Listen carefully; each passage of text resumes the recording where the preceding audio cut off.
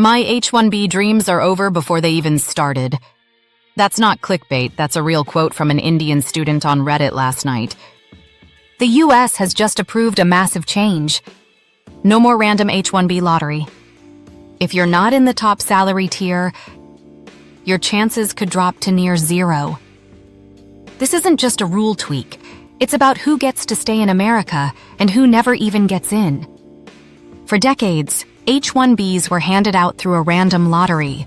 Whether you were a fresh grad, mid-level engineer, or senior architect, you had the same odds. Now that's over. The Biden administration will rank applicants by salary. Level 4 wage earners, usually senior specialists, get first priority. Level 1 entry level might not even be considered if the quota fills early. On paper, it's about rewarding skills and reducing fraud. In reality, it completely reshuffles the immigration ladder. Officials argue the lottery was random but not fair, allowing companies to flood the system with low-wage applications. By prioritizing higher salaries, they say visas will go to the best and brightest. But best now means highest paid.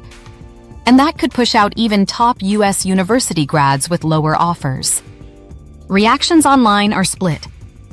One user wrote, "So basically if I don't get a FANG offer, no H-1B for me?"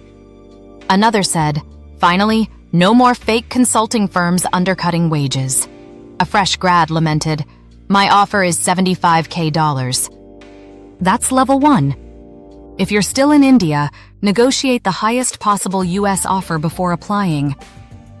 If you're on an F1, use CPT or OPT to upskill and switch to a better-paying employer before H-1B season. Startups should consider partnerships with firms paying level 3 or 4 wages.